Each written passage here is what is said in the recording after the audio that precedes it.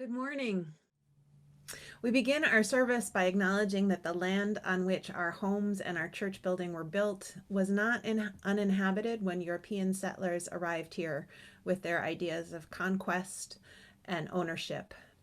For those of us who live in Moscow, Pullman, or other nearby communities, we live on the ancestral homelands of the Nimipu, called Nez Perce by the French-speaking traders, the Palouse, and the Shitshumsh, called the Coeur d'Alene. If you're joining us from another place, I encourage you to discover who inhabited or moved through the place where you now live in the times before colonization and genocide, and where they are now. We begin this way and pause for just a moment to remember that we live on ground that is sacred, ground that was stolen, ground that cries out both for justice and for responsible stewardship. May our remembering help us find the courage to do our part to restore wholeness to the earth and all her peoples.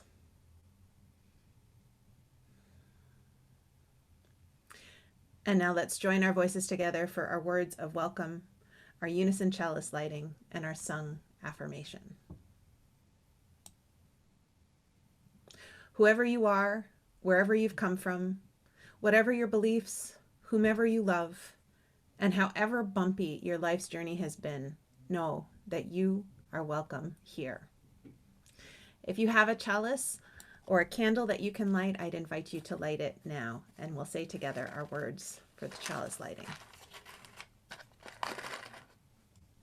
We're the Thompsons. I'm Susan. This is Paul. And this is Michael. In the light of truth and warmth of love, we gather to seek and seek to share.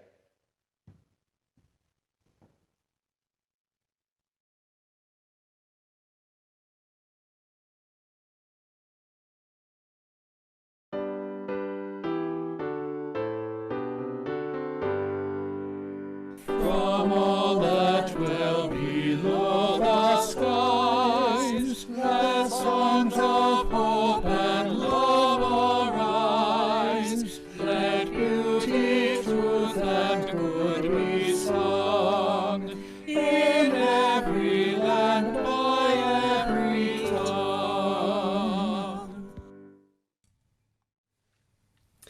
This morning's service is built around a reading called A Sikh Prayer for America on November 9th, 2016. It was prayed by Valarie Kaur, who's part of the Revolutionary Love Project. And if you need a boost of hope at any point, I encourage you to look up Revolutionary Love Project. When I first saw the video of Valarie delivering this prayer, I got goosebumps and tears welled up in my eyes. I watched it 3 times in a row, and I've gone back to it many times since, whenever my heart starts to feel weighed down with despair. In this prayer, she names many of the problems we are facing and asks, what if this is not the darkness of the tomb, but the darkness of the womb? In this time of year when the nights are long and dark, when seeds are nestled deep in the earth far from the sun, in this time when we're getting ready to retell the ancient story of the birth of a child born to poor refugee teenagers who grew up to change the world and challenge empire. In this time of year, I invite us into contemplation. What is in us waiting to be born? What is the future we are trying to midwife? Let's begin by singing together, Building a New Way.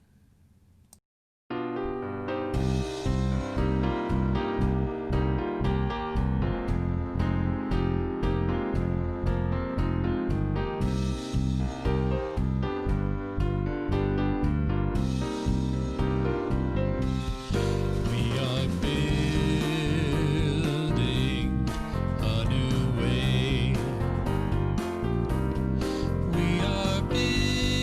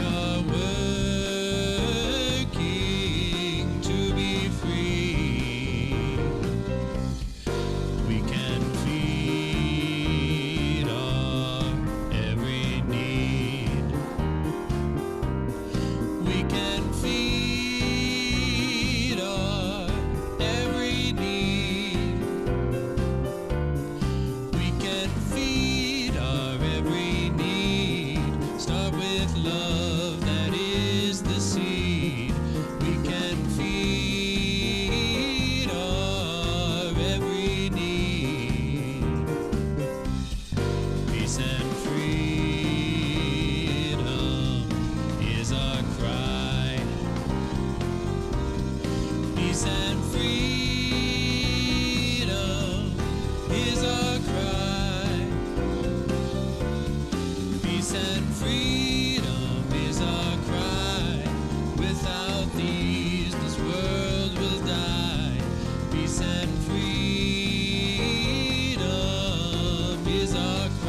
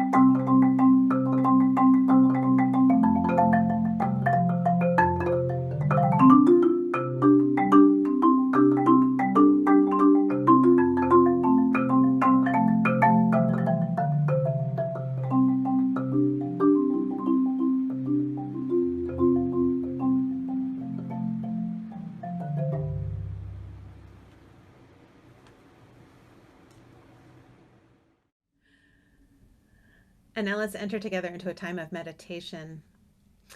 Our meditation today is a piece called Things to Do in the Belly of the Whale. If the darkness of this time feels like neither tomb nor womb, perhaps we can imagine ourselves inside the Leviathan, on our way from one shore to another.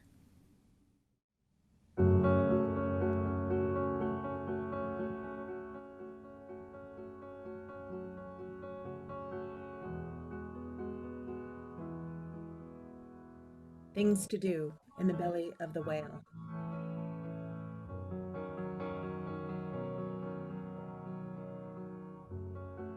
By Dan Alberati.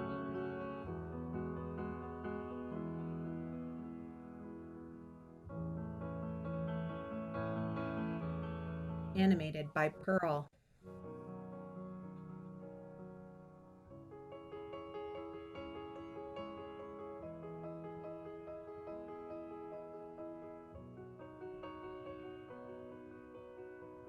Measure the walls. Count the ribs, notch the long days.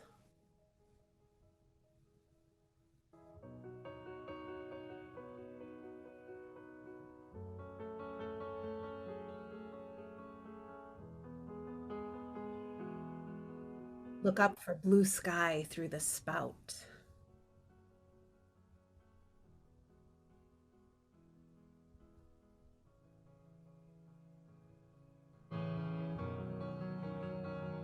Make small fires with the broken hulls of fishing boats. Practice smoke signals. Call old friends and listen for echoes of distant voices.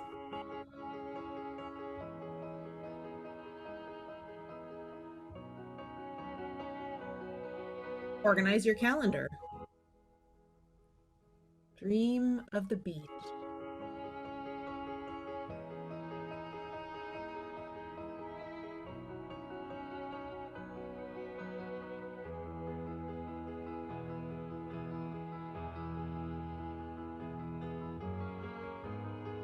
Look each way for the dim glow of light. Work on your reports. Review each of your life's 10 million choices. Endure self-loathing.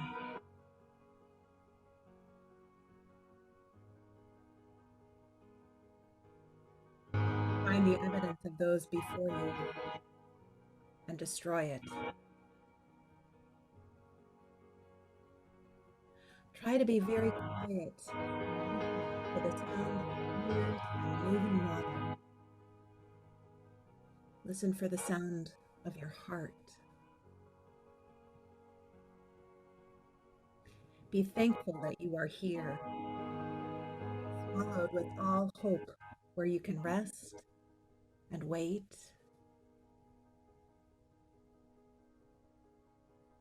Be nostalgic.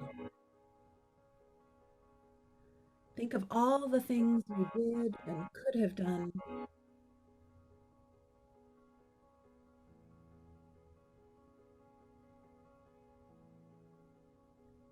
Remember treading water in the center of the still sea, your toes pointing again and again, down, down into the black depth.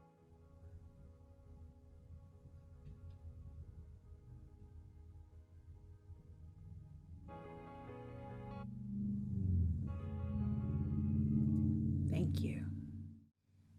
We come now to our reading. A Sikh Prayer for America on November 9th, 2016, by Valarie Kaur. In our tears and agony, we hold our children close and confront the truth. The future is dark. But my faith dares me to ask, what if this darkness is not the darkness of the tomb, but the darkness of the womb? What if our America is not dead, but a country still waiting to be born? What if the story of America is one long labor? What if all the mothers who came before us, who survived genocide and occupation, slavery and Jim Crow, racism and xenophobia and Islamophobia, political oppression and sexual assault, are standing behind us now, whispering in our ear, "You are brave"? What if this is our great contraction before we birth a new future?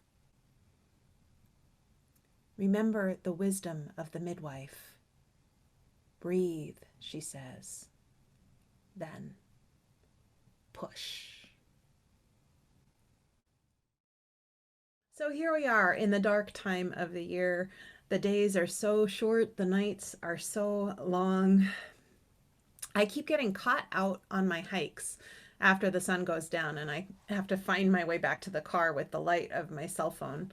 I think that flashlight app is the most useful thing on there. And we think about darkness, and oftentimes we'll use it as a metaphor for hard and painful things, for pain and for suffering. So we think about darkness, and we might let it represent the big problems that threaten to overwhelm us, like global climate change or kyriarchy, that interlocking system of racism, sexism, patriarchy, homophobia, classism, those interlocking systems of oppression. Or, the partisan divide, which seems to just get wider and wider every day. But the metaphor is actually a little complicated, and I want to take some time and nuance it. And here's one reason why. This is a reading my colleague Jackie James has offered us. It's called Dark and Light, Light and Dark. And she writes, blackmail, blacklist, black mark, black Monday, black mood, black hearted, black plague, black mass, black market. Good guys wear white, bad guys wear black. We fear black cats and the dark continent, but it's okay to tell a white lie. Lily white hands are coveted. It's great to be pure as the driven snow. Angels and brides wear white. Devil's food cake is chocolate. Angel's food cake is white. We shape language, and we are shaped by it. In our culture, white is esteemed. It's heavenly, sunlight, clean, pure, immaculate, innocent, and beautiful. And at the same time, black is evil, wicked, gloomy, depressing, angry, sullen. Ascribing negative and positive values to black and white enhances the institutionalization of this culture's racism. So let us acknowledge the negative connotations of whiteness. White things can be soft, vulnerable, pallid, and ashen. Light can be blinding, bleaching, enervating. Conversely, we must acknowledge that darkness has a redemptive character, that in darkness there is power and beauty. The dark nurtured and protected us before our birth. Welcome, darkness. Don't be afraid of it or deny it. Darkness brings relief from the blinding sun, from scorching heat, from exhausting labor. Night signals permission to rest, to be with our loved ones, to conceive new life, to search our hearts, to remember our dreams. The dark of winter is a time of hibernation. Seeds grow in the dark, fertile earth. The words black and dark don't need to be destroyed or ignored, only balanced and reclaimed in their wholeness. The words white and light don't need to be destroyed or ignored, only balanced and reclaimed in their wholeness. Imagine a world that had only light or dark. We need both, dark and light, light and dark. So this morning, I really want to invite us to reclaim darkness in its nourishing and generative capacity. It is good, it is healing, it is powerful, it is sacred. I also want us to acknowledge that the darkness we're talking about is the darkness of the unknown. We don't get to see the future. We don't have crystal balls. We have to live our life in only one direction, which means we don't know what's coming. We don't know what the future holds. And that's the interpretation of darkness that works best, is that darkness, that inability to see into the future. So as we embrace this sense of generative, wondering, uncertainty, fruition, seeding, rooting, I invite you to embrace Valerie's suggestion that we imagine ourselves in the womb, not the tomb. Now, it's possible for me to feel sometimes like I'm in the tomb. There are these big problems, and it's easy for me to focus on them, focus on the racism, sexism, focus on the partisan divide, focus on global climate change, and it weighs me down. And I start feeling that helplessness and despair. So, the tomb involves thoughts of mortality and death. And the truth of it is that we actually hope that there are a lot of things dying. We hope that we're seeing the death throes of the kyriarchy, that we're seeing the death of the consumer culture and the carbon-based economy. That's what we're living through right now. But some good things seem to show signs of dying as well. The institutional church, for one. The Pew studies are very, very clear that attendance at churches overall is in steady decline. So it does feel sometimes like a lot of things are dying. And when I think about those things in those terms, I do feel despair. But this metaphor is turning the metaphor and wondering, okay, what if this is the darkness of the womb and not the tomb? This is a turn toward new life, a focus on what comes next, a focus on new ways of being. It's the nature of life that things die and new life is born. As I turn, I feel hope, I feel joy, I feel lightness, and I feel a sense of agency. So one of the places I find that sense of hope is the Revolutionary Love Project. This is a project that really focuses on combating hate in the world.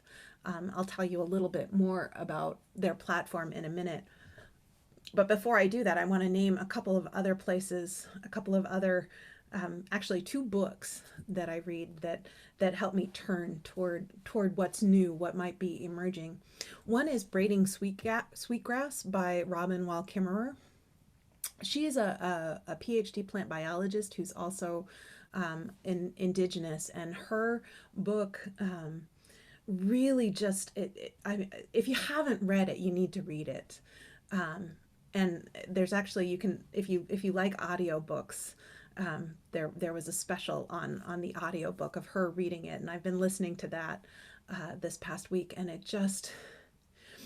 she invites us to take the plants as our teachers and to allow the natural world to help us relearn how to be interdependent.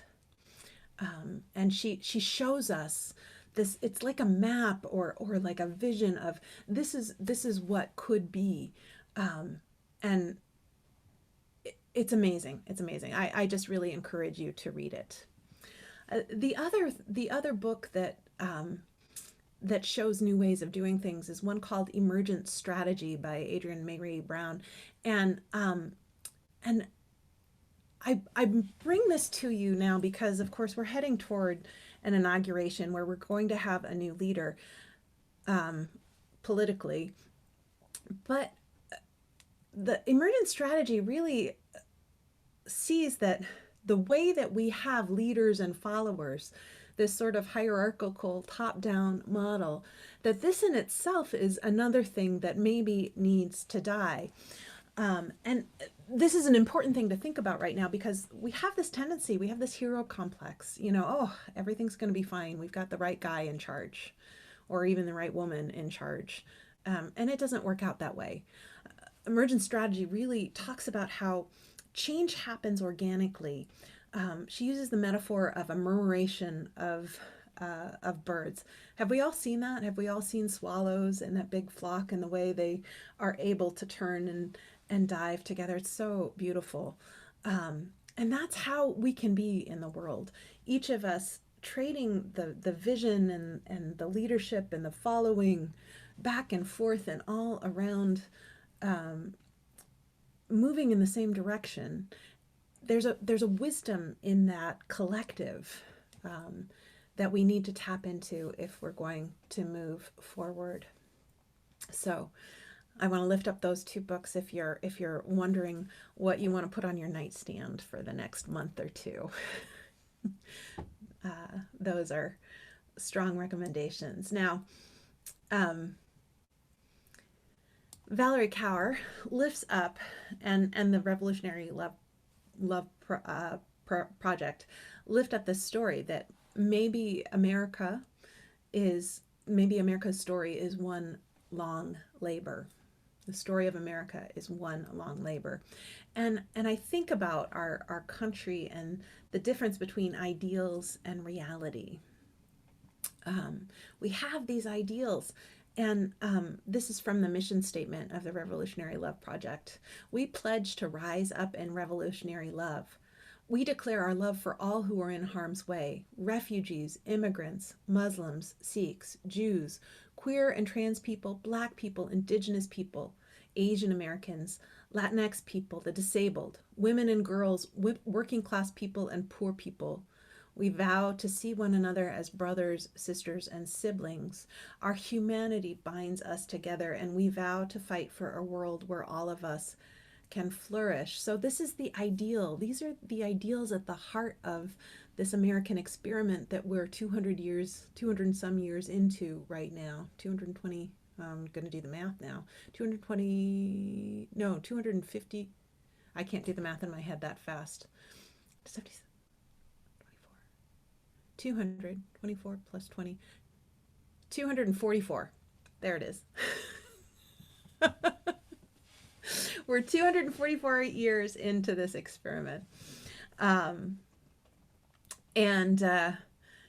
it still remains to be seen whether those ideals, the ideals of the inherent worth and dignity of all people, or all men, gendered language, but all people being created equal, whether those ideals can carry us forward into a new way of being a nation. And what makes it difficult is this reality that continually what we see is people bow down not before the holiness we see in one another, but before the almighty dollar. There's this sense of social Darwinism, the story that the winner takes all, that we can move forward, we can all pull ourselves up by our bootstraps, which completely ignores the inequity that makes it so much harder for some people than for others. There's also a myth of scarcity, the sense that if I'm able to get my needs met, that this other person won't be able to get theirs. And I think that's an illusion. I really truly believe in an abundance of resources, an abundance of goodness, that there is a possibility of bringing forth a world where all people have enough. All people have enough. All people feel loved. All people feel cherished. All people feel welcome. Now, how are we going to get there? The Revolutionary Love Project offers us these strategies for engaging across difference. And hopefully it'll sound familiar. I've spent a lot of time with revolutionary love over the past 4 years. So they say, we declare love even for our opponents. We oppose all policies that threaten the rights and dignity of any person. We vow to fight not with violence or vitriol, but by challenging the cultures and institutions that promote hate. In this way, we will challenge our opponents through the ethic of love. Now, as anyone who's has a body that has given birth can tell you, it is a long and painful process. The other thing we can tell you is that when you're giving birth, you're not in charge. Your body is in charge, and it happens the way it's going to happen. And so there's a need to release control, to come back to love again and again, even when it's met with anger, even when it's met with hatred.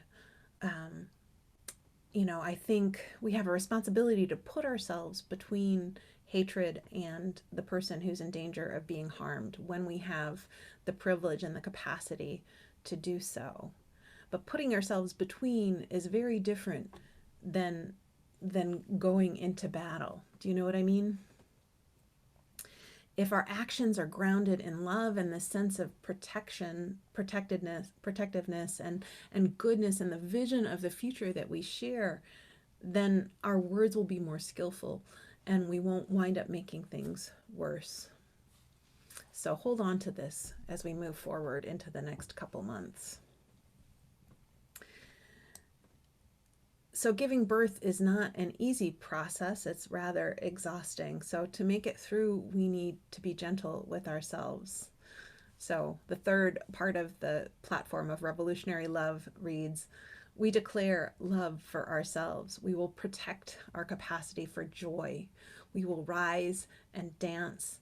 We will honor our ancestors whose bodies, breath, and blood call us to a life of courage.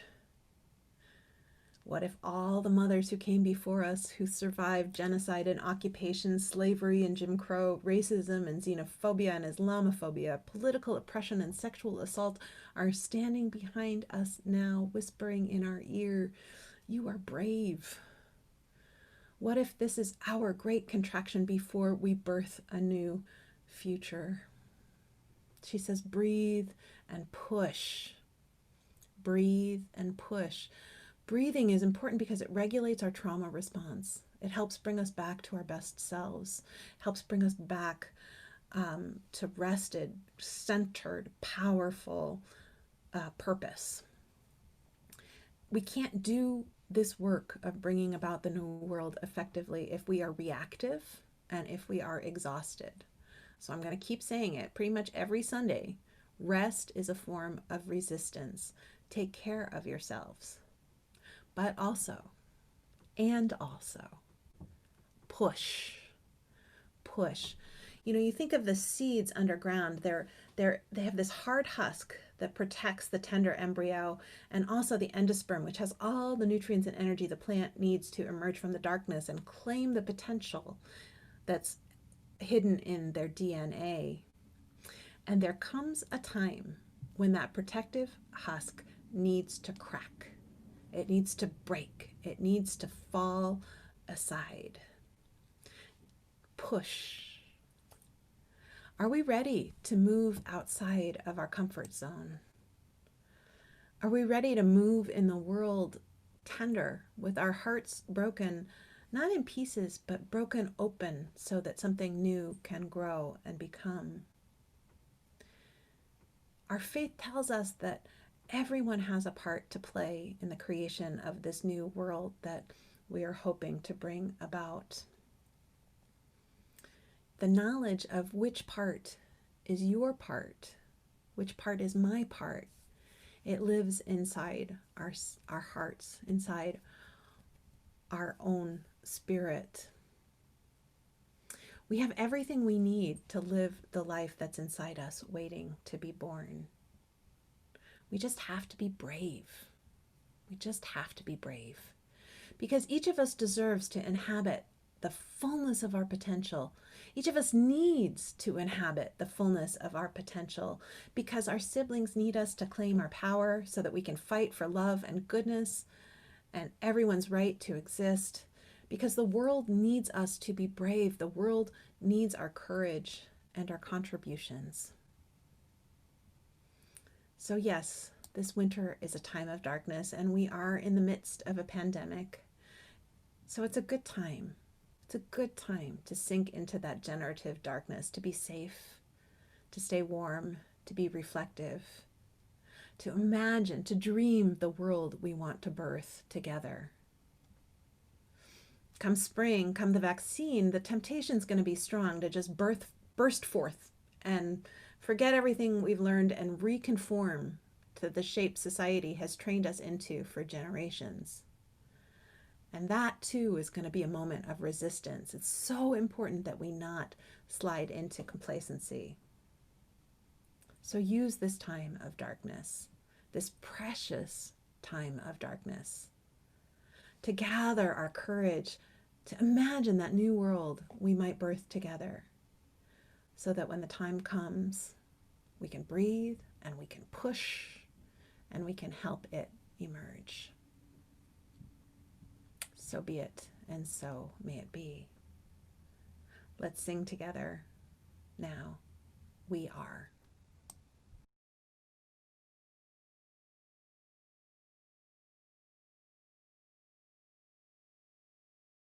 For each child that's born, a morning star rises and sings to the universe who we are. For each child that's born, a morning star rises and sings to the universe who we are. Oh, for each child that's born, a morning star rises and sings to the universe who we are. Oh, for each child that's born, a morning star rises and sings to the universe who we are. We are our grandmother's prayers, and we are our grandfather's dreamings, and we are the breath of our ancestors. We are the Spirit of God. We are mothers of courage, fathers of time, daughters of dust, and the sons of great visions. We're sisters of mercy, brothers of love, lovers of life, and the builders of nations. We're seekers of truth, keepers of faith, makers of peace, and the wisdom of ages. We are our grandmother's prayers. We are our grandfather's dreamings, and we are the breath of our ancestors. We are the Spirit of God. We are mothers of courage, fathers of time, daughters of dust, and the sons of great visions. We're sisters of mercy, brothers of love, lovers of life, and the builders of nations. We're seekers of truth and keepers of faith. We are makers of peace and the wisdom of ages. We are our grandmother's prayers. We are our grandfather's dreamings, and we are the breath of our ancestors. We are the Spirit of God. We are our grandmother's prayers, and we are our our grandfather's dreamings. We are the breath of our ancestors. We are the Spirit of God. For each child that's born, a morning star rises and sings to the universe who we are. For each child that's born, a morning star rises and sings to the universe who we are. We are one.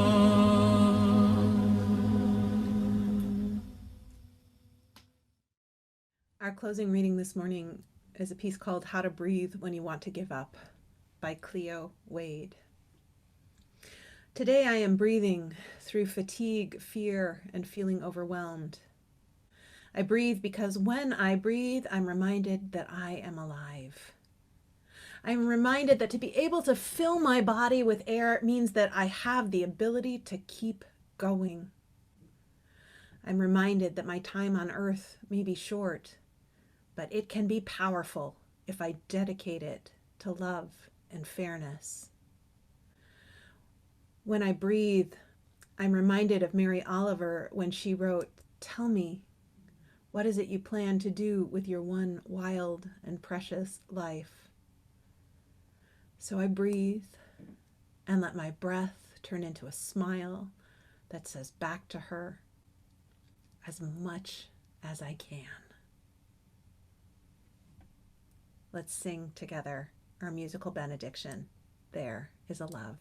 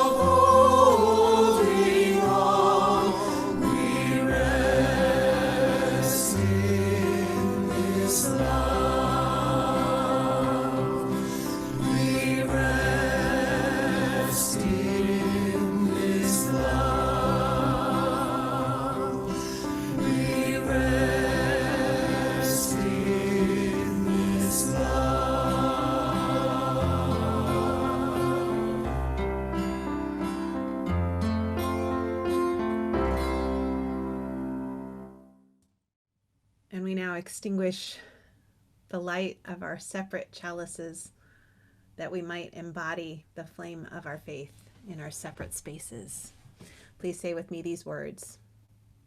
We extinguish this chalice that it might glow gently in our hearts. May it light our paths as we leave this place. May it guide our way until we are together again.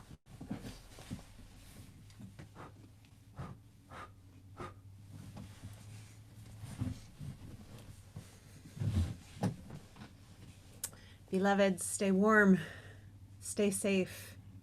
Embrace all of the potential in these long, dark nights. Feel yourself rooting and growing and being nurtured in the ways that you need. And know that in everything, you're held by the love of this community and by a love that's bigger than this community, a love that, in the end, always, always wins.